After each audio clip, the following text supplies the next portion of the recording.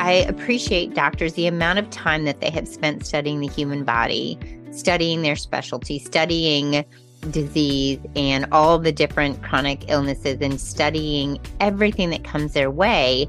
And I'm going to say their job is their job. You know, they are taught to treat. They're taught to take care of something after the fact, and that's okay.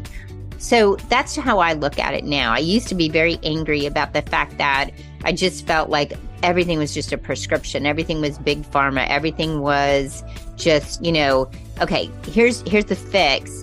But now I understand that if you're not taught to look at the root cause, which is where we go, is to try to get back to the root cause, then it makes sense. We all have a role, and it's actually more like a team instead of, but I'll be honest, I thought they were the authority because of all the schooling and all the things that they do. I didn't understand the role. And I think once we understand the role that people have in your health, then we can be so much more proactive and we can ask the questions.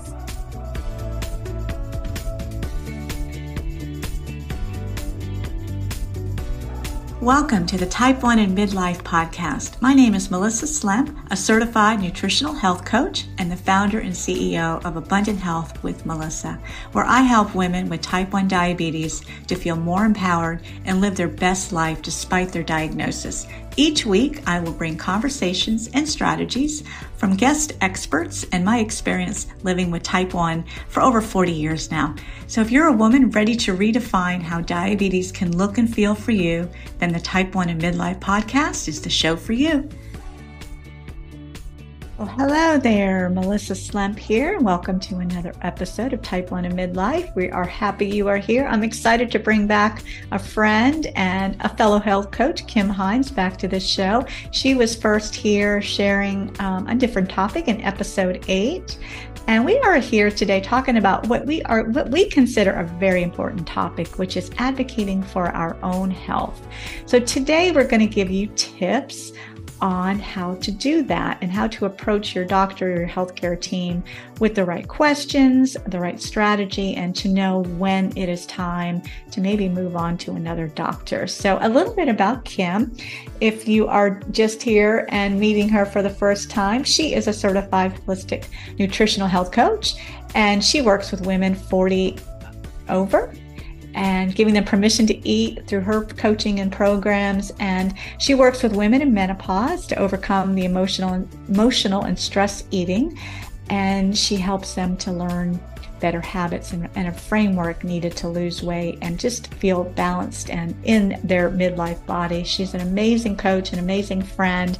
So happy to share this topic it's very relevant with what we are both going through, not only personally, because we've had our own experience and journey with our own healthcare teams, and you get to listen in and learn about what we have learned and what we have discovered and ways to go through this. And you know what, ladies, the number one thing is to put yourself first and to know that you are worth it, your health is worth it, and you need to be strong and vigilant about your health care.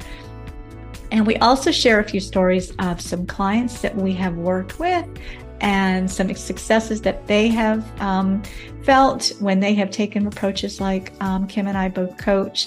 And, just being able to support their own choices in treatment and how to communicate with their healthcare team. So empowerment is just so important. And, we also share knowing when it's time to find a new doctor. So that may come up. And again, this may be examples of situations that you're going to hear today that may resonate and speak to you. And we hope that this topic does fill you with information that you need at this point. So jump in. Join Kim and I. We are here to share our stories and advice to help you become a confident health advocate. And just a reminder, you can connect with Kim at kimhineshealth.com, and you can see all these links right here in the show notes. We hope you enjoy this episode. And here we are. Here's Kim.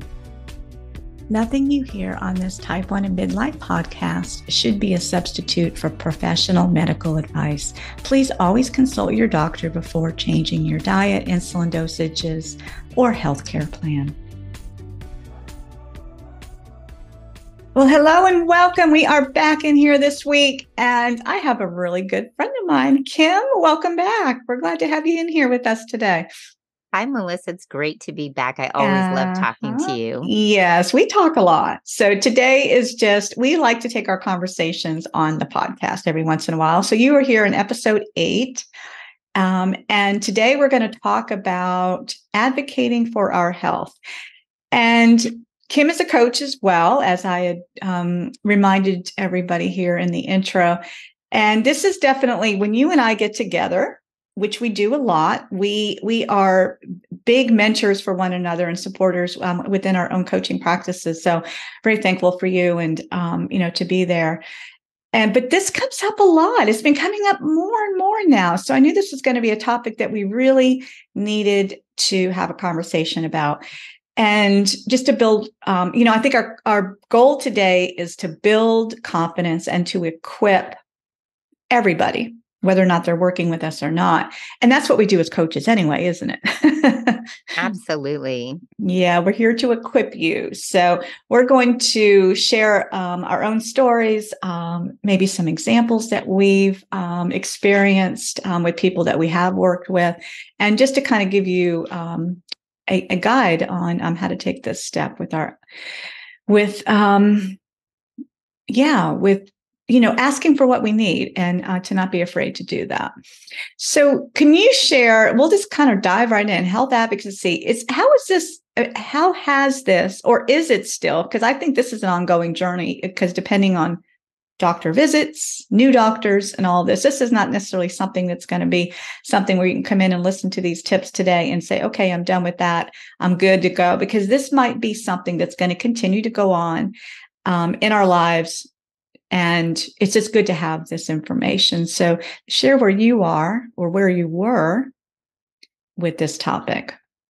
Absolutely. And I'm grateful for you too, by the way, because we are able to share best practices and just share our own experiences and our coaching experiences so that we can give everybody kind of the best of both worlds. Mm-hmm. And so something that was interesting that happened to me that I always go back to is I was probably in my early 40s, maybe late 30s. And I had gone to a doctor, and because my symptoms were, I was so dizzy that I was almost passing out. Mm. And I did kind of come back around and I was okay.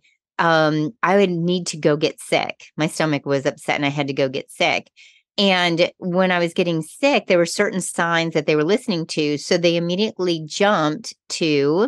doctor immediately jumped to thinking I had a gallbladder issue. Mm. And the next step was going to be to get my gallbladder scanned and then surgery. It just really went that fast. Mm-hmm. And I was talking to my mom. Thank goodness for my mom. My mom has actually had a lot of medical situations. So my mom said, hey, why don't you go back and just ask, you've been going through a divorce. This was back in, the early 2000s. And she said, you've been going through a divorce. You've been starting a new job. Before I became a nutritionist, I was a teacher and I was at a new school. And she said, there's just so much pressure. You're a single mom all of a sudden. Why don't you just ask if there's a possibility that, maybe you have, anxiety? And of course, the thought didn't come into my head because back then I wasn't also even aware of my own mental health and what I was going through. Mm. And so I went back to the doctor and they were like, oh, let's try it then. And they just threw me on medication. They didn't suggest that I go to a therapist or any techniques, which is, I just trusted my doctor and this is what they do. Again, I'm not by any means bashing the medical community. However, the idea is always just writing the script and handing it off to me. So, and this had happened over the years on many different situations. So I was on, and I say anti-anxiety or anti-depression medication, believe it or not, that's how ignorant I was. I didn't know which one I was on. And so I went on it and it just pretty much numbed me out. And I realized that's not, even back then before doing what we do now, I know that I am a holistic person. I always like to do as many things on my own as possible. Mm-hmm. So fast forward, it did solve the problem, by the way, when I realized what it was and I could find some coping tools. It was not my gallbladder. So that was one. Yeah. But I wasn't being like I wasn't getting a lot of time and attention, and they never asked me, what are you going through? They didn't know till I came back, and I had the power in my hands, and I came back and said, this is what I'm going through. What do you think? But it taught me a big lesson, not that they, the doctor and her staff, should necessarily know how to go all the way down that route, but it taught me that I had to be really vigilant with my own health, because I could have ended up having my gallbladder taken out and just saying, yes, yes, yes, that's fine. But I will tell you a positive side to this. Fast forward to a doctor that you and I have both been to. And when my thyroid started to wear out, neither one of them, by the way, knew at the time that I was going through perimenopause, but that is a whole nother issue. That's a whole nother podcast. But fast forward, we have a doctor, and she let me take my time and do as many things holistically as I could before I had to go on medication for the thyroid. Yeah. So here's like two contrasting places where she trusted me and gave me some guidance and some supplements and some thoughts around what I could do. And then I had to rely on the medical intervention because my body just couldn't do it by itself. So that's kind of like one end to the other. And those are my experiences. And I'm so thankful to have both, so I understand it. And we can bring it to our clients. Absolutely. And you bring up a good point. We need to take our time. I think generally, because doctors are trained to do what they do. And like you say, we respect their knowledge and their help for us, but we still know our bodies best. And I like the idea, especially I know your second experience, because you felt more empowered, that you got that support to say, hey, let's just wait. Let's try to figure this out. This is not an emergency. In that case, it wasn't an emergency. There was time to learn what was going on with your body and to find, like you did, and continue to do, is to use natural practices, to support you.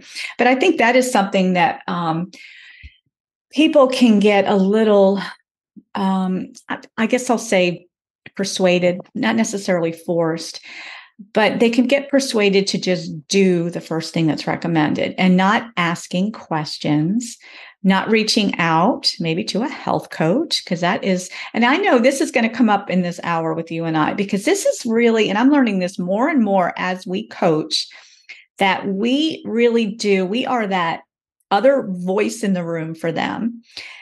Things they're not aware of to consider, maybe tests that maybe could be requested from the doctor, other ways to approach how they're feeling, because these are symptoms.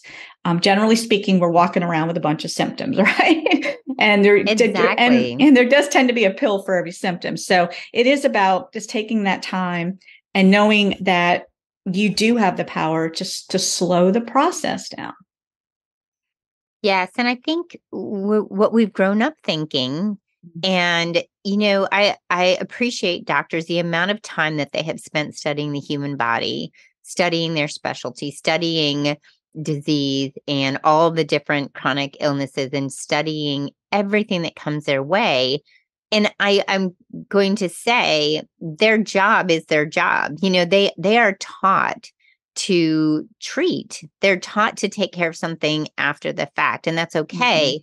So that's how I look at it now. I used to be very angry about the fact that I just felt like everything was just a prescription. Everything was big pharma. Everything was just, okay, here's the fix. But now I understand that if you're not taught to look at the root cause, which is where we go, is to try to get back to the root cause, then it makes sense. We all have a role, and it's actually more like a team instead of, but I'll be honest, I thought they were the authority because of all the schooling and all the things that they do. I didn't understand the role. And I think once we understand the role that people have in your health, then we can be so much more proactive and we can ask the questions. Yeah. That does make the difference, doesn't it? That's definitely one of our our strengths, the gifts that you and I have, and a lot of other coaches out there, is we have the time to spend and to have these conversations. Doctors don't necessarily have the time to get to know you, to unpack the layers, or to peel back the layers of that onion, to really look at you closer as a person.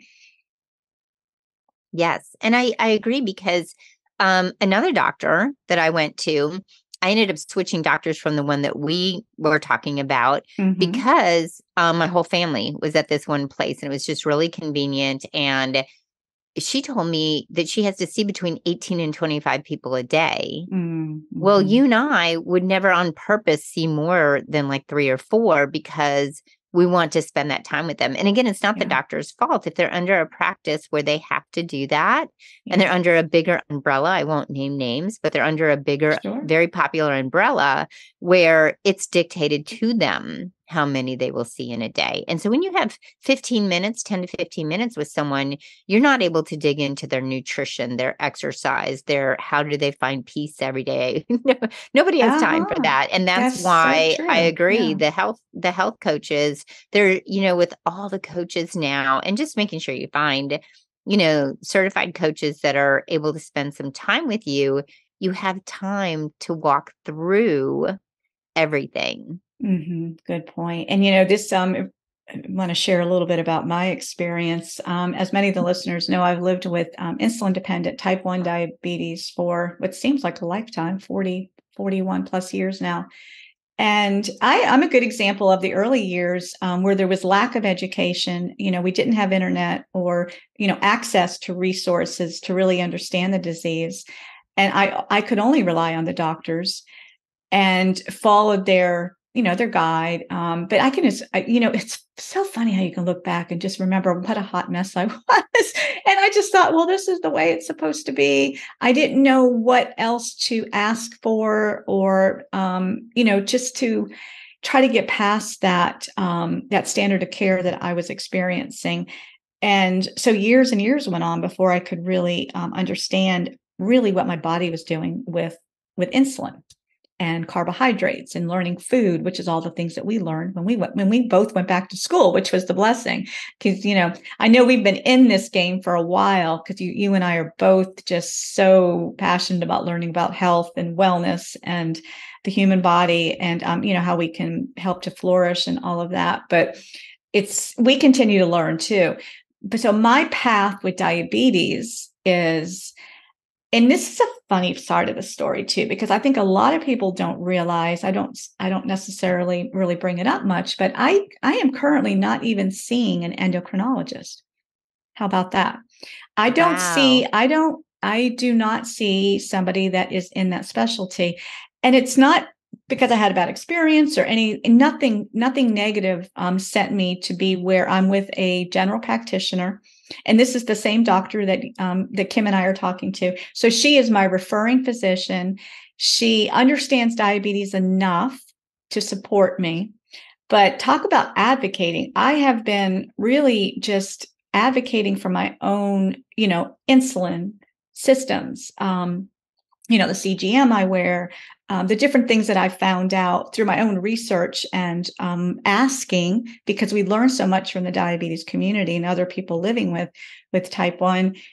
That's how I've kind of built my own advocacy, because I've just been able to, as of now, I'm not seeing an endocrinologist. That doesn't mean that I won't, but right now I'm able to kind of I'm humming along with this really great general practitioner who's supporting me right now. And just like you, she's willing to sit and talk and to listen to what any ideas I might have on different types of treatment. So I'm real fortunate with that. And then we fast forward into our menopause years, because this has been a different journey for myself, because I was back with a regular OBGYN practice here in our town. Great practice, great doctors. But again, and I continue to learn. Ladies, this is an ongoing lesson for all of us. Both Kim and I are post-menopause now, but it wasn't too long ago that we were just kind of in all this, and we were just trying to figure out who to go to for care, what to ask. You and I went back and forth, and we still do.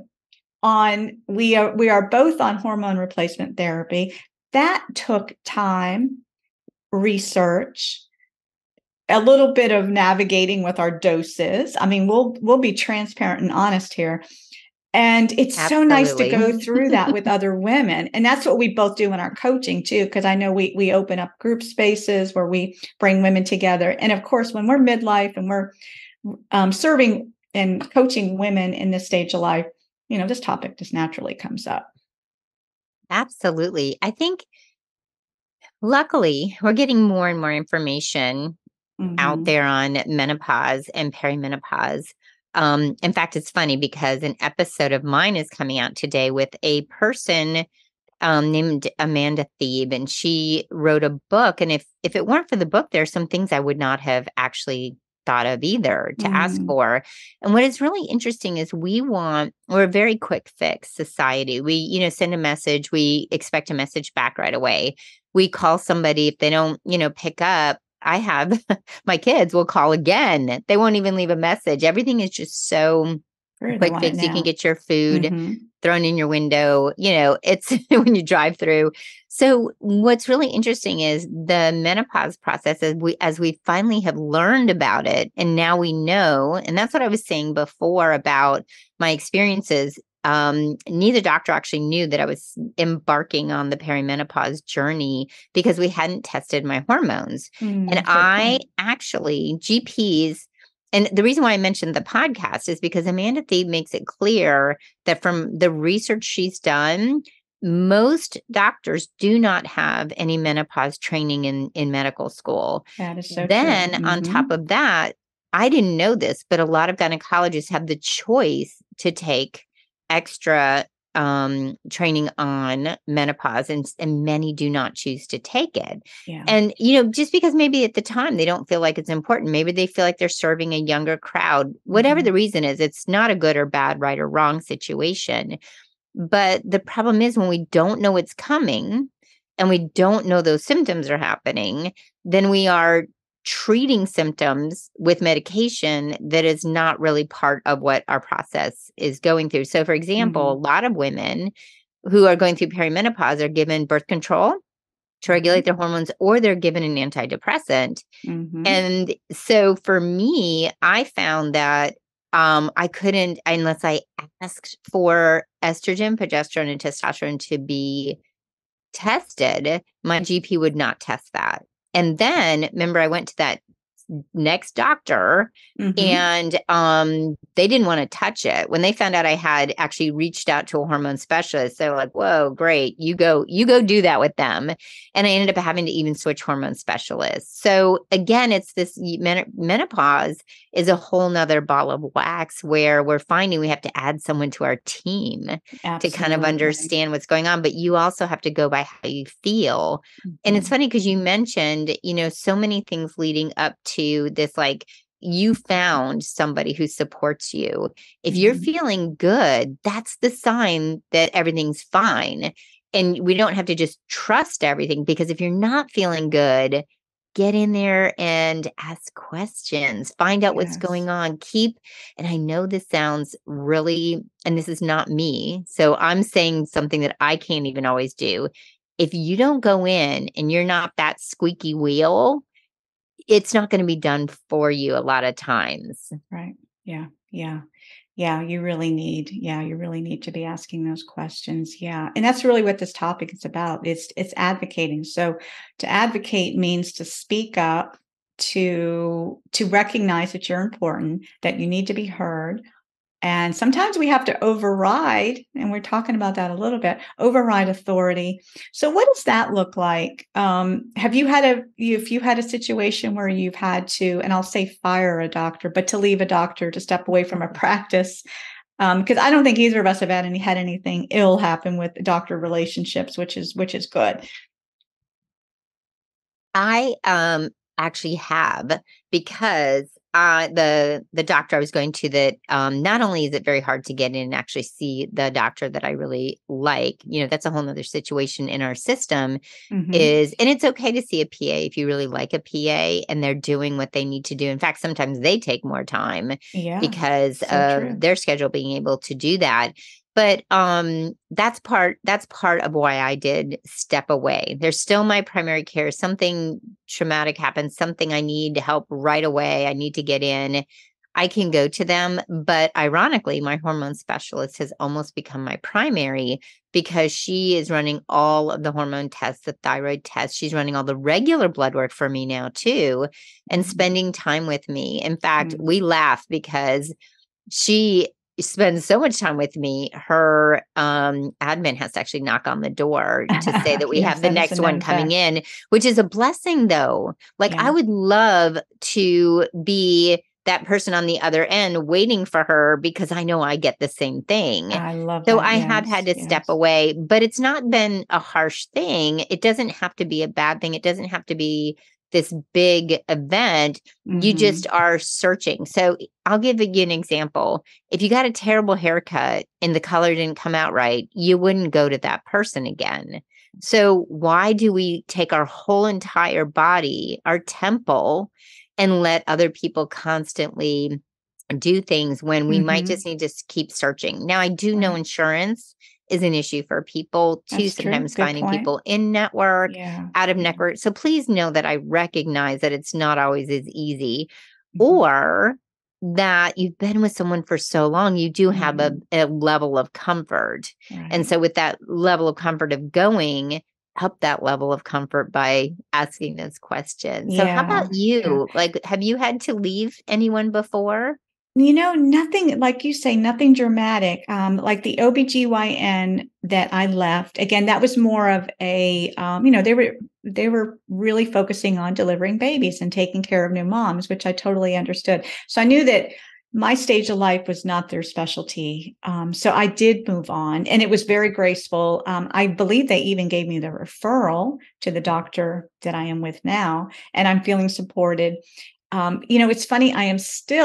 I still continue to do it though, as far as doing my own homework. And you and I know this because we talk amongst ourselves about, and this is an important thing to consider, everybody that's listening, is to know how you're feeling and to note this and to be prepared when you're going to a doctor, especially a new doctor, and to have that conversation with them about what you need and what you're hoping that they can give you back. But yeah, I think if and when a situation comes up, I think the best way, and you can share with me if this is something that you agree with, is to give that doctor have a conversation and let them know that this I'm needing more. I'm not feeling completely taken care of. And there's gentle ways of saying that. Is this something that you could help me with? I think it's always great to leave the door open to give them a chance, or maybe they have somebody in their practice that could step in and be more supportive, whether it's testing or just trying to figure out more holistic ways to treat, how you're feeling. Um, and to me, that opens the door for them to say yes or no. This is something my practice can or cannot support you with. And I think that opens up that next maybe response from anyone that could be, well, in that case, I really think I need to seek out somebody that can. And I hope you understand. I think that is the best way to do it. And, yeah, what do you think, Kim? I think that's great. I love how you said start with your doctor. Try to give them the opportunity to help you, especially if you've been with them for a while and you're Mm-hmm. comfortable. I do want to caution though, Dr. Google. And when we get online and we Google our symptoms, because there are a lot of overlapping symptoms in so many different things, that we can be a little bit, if you don't know what you're looking at, it can become, very scary, or you could be going down some roads that don't Mm-hmm. don't apply. And I do agree. I have not even had the conversations because when I made my decision, I just was in between appointments, I never had to have the conversation. And I just literally had them call for the records and everything was There you fine. So go. there was no discomfort. And the Yeah. person, the people that I've moved on from, they don't have those feelings, and they're so busy, and I think we think things that other people would think in that people pleasing mode that, they don't even have time to deal with. But on the other side of that, I don't think there's a lot of education on other places to go. And Yeah. so with us sharing about, the coaching and other holistic practitioners that you can go to, I think it gives people an opportunity. I'm going to give you a great example. Someone sent me a text message who's known me for a while, has seen me online, but because I'm, focusing on intuitive eating, emotional eating, midlife women, this younger person said, "Hey, do you know anyone who is a holistic health coach who just had it on their radar but didn't really know where to go?" And I said, "Yeah, that's me." And is dealing with a medical issue in her mind. And we're finding that not even just advocating for herself with a Mm. doctor, she needs to start standing up with herself on what she's doing with her health. So Mm. there's some eye-opening things. So I appreciate that question. I think we try to be really nice, and we're worried about being a traitor with our doctor, but you may not even have to have that conversation if you find Yeah, it's someone you true. really are happy with. That's true. It's just time to move on and just Yeah, be at you're peace with number that. one. There you go. It does start with that mindset. So that's a really good point. We have to put ourselves first and advocate for ourselves as people, and that we love ourselves. We advocate for our health, and we are worth that effort or that shopping for a new doctor, whatever that looks like.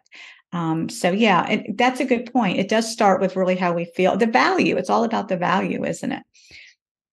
Yeah. Absolutely. And value and worth in ourselves. And that's really important to remember that you are valuable. You don't have to just be thrown into situations. And if that turns out to be the best method, if Western medicine is the best way for you, if medication is the best way for you, that's great. But if there's something inside of you questioning it, just get all the research so you can feel most comfortable, because when any of us are not feeling well about a decision, we think the mind and the body are not connected, but they're connected, and it's going to make situations worse health-wise in the physical body if your mind is not settled with it.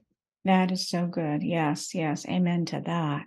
So, what do you think is an example? Like if we went step by step, and how do we know if we need to speak up and advocate for ourselves?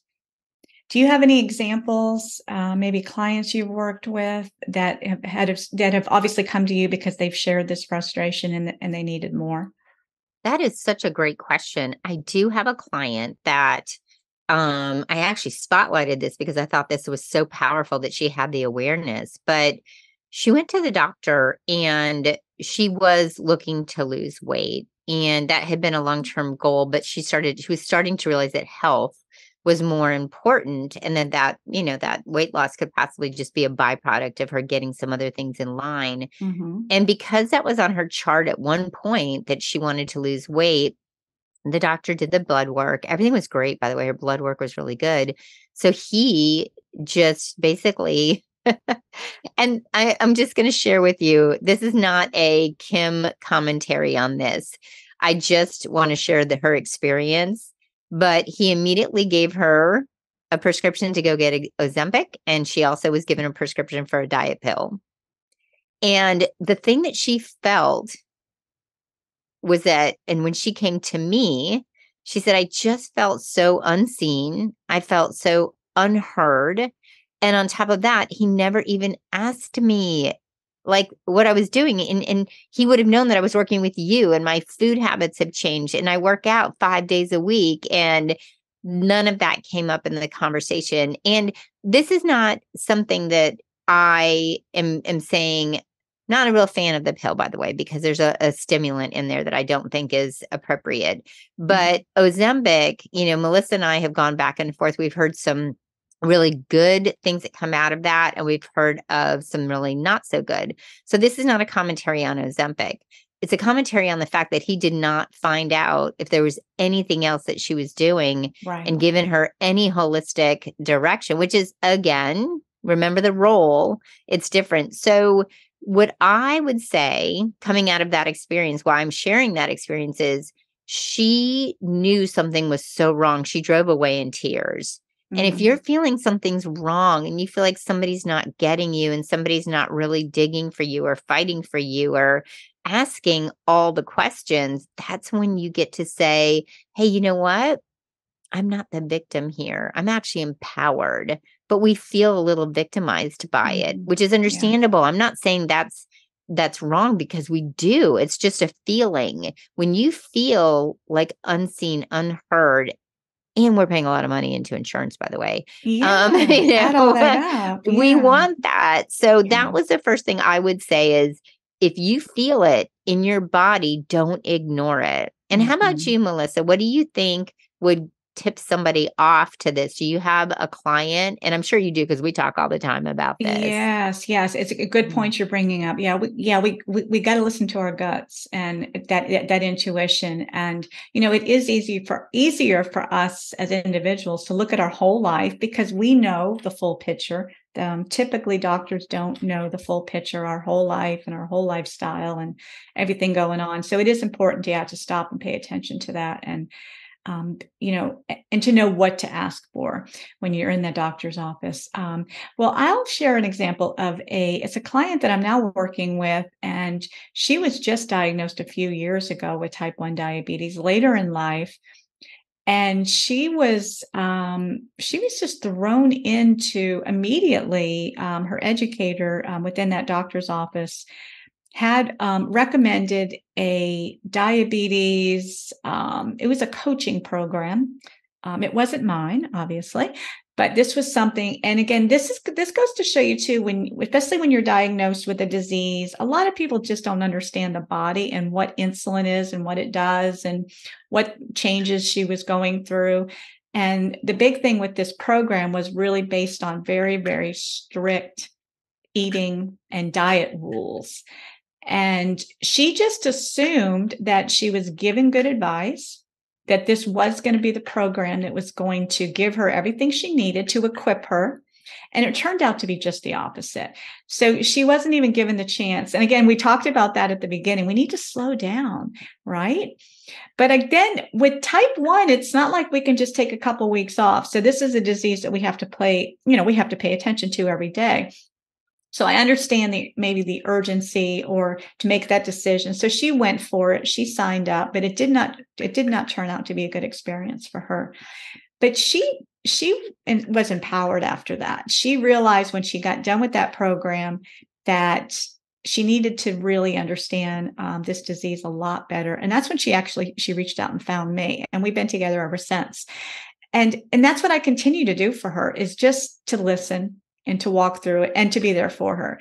But it's amazing when you're in it and you think you're doing the right things. You're not sure what to ask. Again, if it's a new disease, and again, there's many different circumstances around this topic as far as what sort of health issue or condition you're having. But if you have the time to stop and to reach maybe somebody else who has the condition or the disease and to ask questions just so you can make informed decisions. It really is. And that the experience she had really it really kicked in a almost an eating disorder.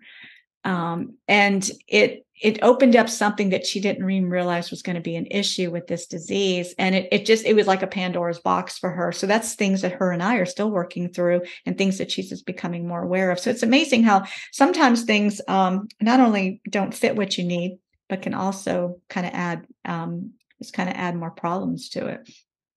Yeah.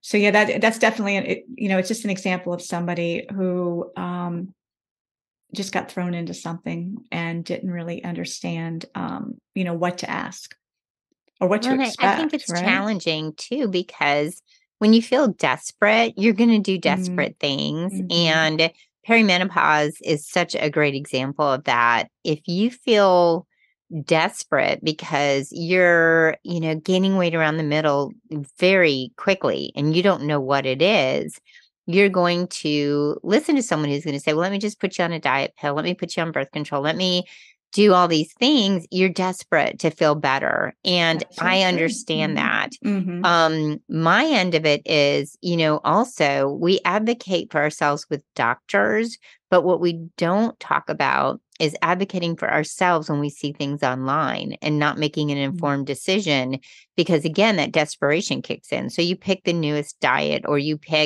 watch, and I'm on social media all the time. So please know that I am not knocking that, but the amount of information that's on Mm-hmm. social media that I am constantly getting TikToks and Instagram reels from my clients saying, what do you think of this? What do you think of this? And everything is a quick fix. It's not going to the root cause. And it's also not empowering you to do the things that you already can do. These are all Really good Band-Aids. point. These are all things that you can add on. People are Yeah. always asking me, what do you think of this supplement? And so when we talk about advocating, yes, it's with going to your doctor or any healthcare professional or any professional that's working for you. Mm-hmm. So it could even be outside of health, but really advocating for yourself when you see all these things when you're by yourself, and being careful to go slow, do the research, find out more, ask a professional who might have some information, ask your doctor, ask us. That's a good point. Yes, there's a lot of noise out there. We know it. There's something for everything, and it's hard to. And I know you can jump on this too. And I know you've had the same experiences, that the people that do come to us and find us, and decide to work with us, the history they've had trying so many different things.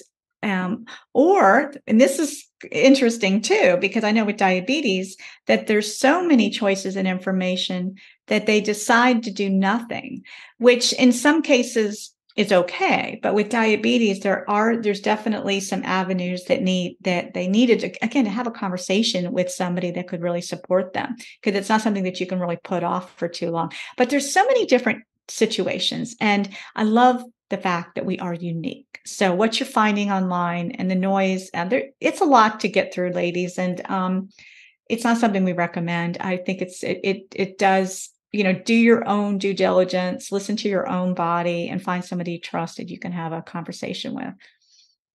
Absolutely. And it's so much fun to have a conversation with someone and go back and forth, get the whole history. And I find that, when I have someone who's asking questions, when I know their life and I know what's going on with them, it's so much easier, because I would never recommend, this is a far stretch in this story, but I would never recommend for someone to go do, some running and CrossFit when I know their nervous system is always upended.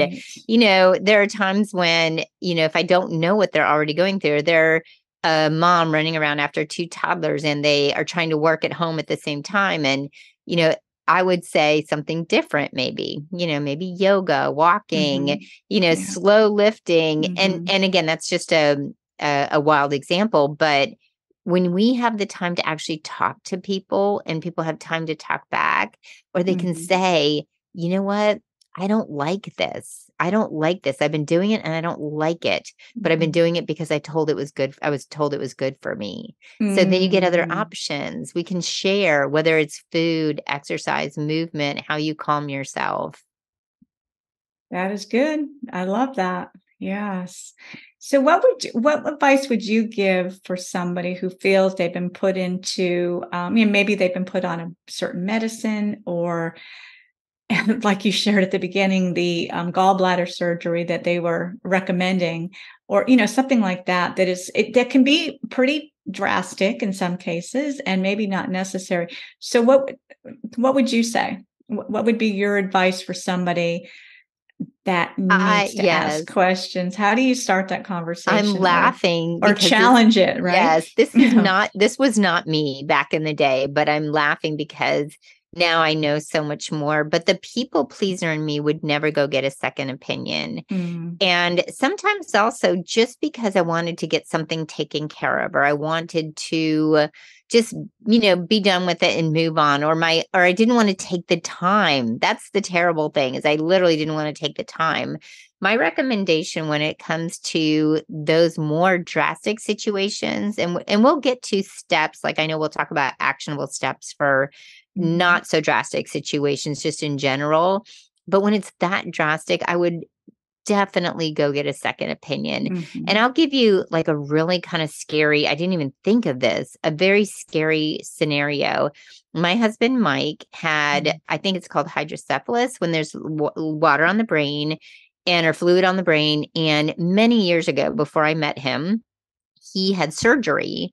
And when he went to a neurologist, not too long after I met him, I don't know if he was doing a checkup or if he was having headaches again. The neurologist actually said, I don't think I would have done the surgery. And so when you hear that, you realize, oh my gosh, I have to check into this. They made it an emergency situation. He went in right away. They took care of it, but it was a very long, very hard recovery. And so, right or wrong, I'm not faulting the first surgeon. They might have been very nervous. That might have been something they've seen go badly before, but that kind of situation, go see somebody else and just double check it. Just see what they have to say about it. And what do you think? Yeah, I totally agree. I really think taking the time is important. I know we've mentioned that a lot today. Listen to yourself, ask questions, seek help, and to really, if there is a doctor that is recommending something, maybe schedule another appointment when you have a chance to do your own sort of thinking about it and praying on it. I know you and we are really big on just stopping and asking the Lord for direction on what is the discerning choice to make with this. And to go back with that list and to approach it that way. I've done this with doctors too. That reminds me too, just recently when it came to just getting my hormones kind of straightened out, is I had to go back and say, well, this is what I feel I need and recommend. And they will. And I was very lucky that this practice did listen, did take my own thoughts in and what I was feeling. And together we came to a decision on that. So that was good. But I really think it is important to just to kind of put on that armor and, to be able to say, I've done all I could. And this is what I need, and not to be afraid to insist on it. Right. Exactly. I think that's the hard part, is just feeling like it's okay for you to do that. And we may feel a little uncomfortable. We might have to just feel a little uncomfortable for a minute, but it's your body. Okay. So what would you say? We'll love to hear what your action steps would be. So what would be the step-by-step few steps our listeners can do now, if or when they might be in this situation where they know they're not getting everything that they need from a certain doctor that they're working with? Yeah, I think that mine are very simple. When you go to the doctor, just be as prepared as possible with your questions, even if that means sitting down with your health coach. I've done that with clients I know you have. We've also actually gone to doctor's appointments We with sure people have. Yes, when time allows. But the first one is ask questions. But here's my tip, is outside of being prepared with questions. For the first tip is also, when you're in there, remember that you are valuable. So getting nervous or being afraid of asking questions is not, I would love for you to remember how valuable you are, so you don't feel uncomfortable, and listening to the doctor. And as soon as something comes to your mind, maybe have your pad of paper, if you want to listen to them, write some things down, and just in a calm way ask, I don't know what that means. I don't know what that is. I've walked out of there so many times with doctors when I was younger, and they said words and things that I don't, and people would ask me afterwards, and I would not remember what they said. That's in fact, I know a lot of people go with their parents to the doctor for that reason, because they can't remember, just or to they have another set of can't. ears in the Yes. room. So just That's true. asking. My second one is, know that you're able to go outside for support, that it's your right, your body, to go anywhere you want for support and get other medical, holistic, whatever practitioners you think are going to help you solve the problem. Mhm. And it's okay. We all have a team, and I'll be honest with you. I have had a doctor, a gynecologist, a therapist. I haven't had a health coach because I am one. Mhm. I've had all these different people, a hormone specialist, I've Mhm. fitness coach. I've had everything, not necessarily all at the same time, but Mhm. you can create your own team. And Yeah, that's pretty powerful. You're the it sure boss. You're the is. Very CEO, good. so you get to have a team. That's And then right. the last one is it sounds simple, but trust your gut. Your gut is very Mhm. powerful. Your gut is your second brain, and you know when something doesn't feel good. So asking questions, create a support team, and trust your gut. And Yeah, how I about love you? that. Yeah, I couldn't agree more. Just follow your intuition and expect more, expect the best because you are number one. We only get one try here on this earth, and we want to feel our best while we're here. And I think it's real important for women. I think to advocate for themselves as women, as mothers, as wives, and to advocate for their health. Because when we don't feel good, ladies, nothing else goes right. So, yeah, what do they say? Happy wife is a happy home, or I happy just mom is a happy home. happy wife, happy life. Yeah, I was yeah. thinking the same thing. It's just so important. It's so important. And I know it's a busy world and we have a lot of things pulling at us and a lot of choices to make. But when you can take this, and we hope that everything we share with you today resonates and that you can take a little bit of this, our own wisdom, because again, Kim and I are learning too. We're here to support you and we want to give you all that you can and to equip you for those visits to the doctor and yeah, to do your best with all the things that you have access to. Yes, and we're here to serve other people. That's why we're on the planet, is to serve others. There's no way we can serve others when we're not feeling well. We just Hmm. can't do what we'd like to do to be out there in the world giving Yeah.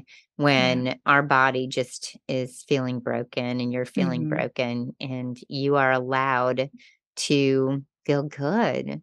Yes, we are. Yes, we are. So I want to thank you, Kim. It's always good to have you in here Thank and you. to It's spend been time talking about wonderful. another topic that we're passionate about. And so remind our listeners how they can connect with you.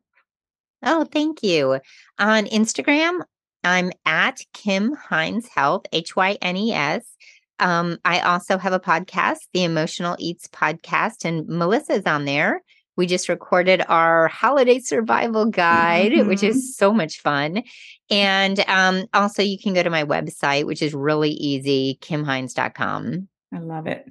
Perfect. Well, Thanks I for will having link. me. Oh, absolutely. And I'll link all this in the show notes here to make it easy for everybody just to to click over and to check Kim out and to visit her sites. And again, thanks for being here, Kim. I appreciate you and your strategies with our listeners. And again, this was an hour of hope because our goal in this show is to fill you with purposeful ways to get through life with diabetes with hope and a strategy and with a lot of support. So we hope that you are loving being here as much as we are to serve this community. So again, thanks for everybody. And thanks again, Ken. And I will be back in here next week, same time, same place. Bye for now.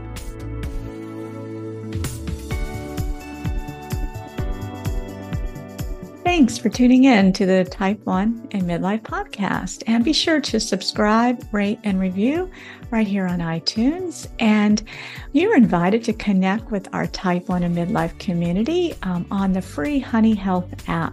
Here we discuss the podcast topics in a group chat, a chance for you to ask questions and take action on what we share here on the show. You can find the app link to download for free right here in the show notes. And for free resources, you can visit me at abundanthealthwithmelissa.com. And your support means so much. Thank you.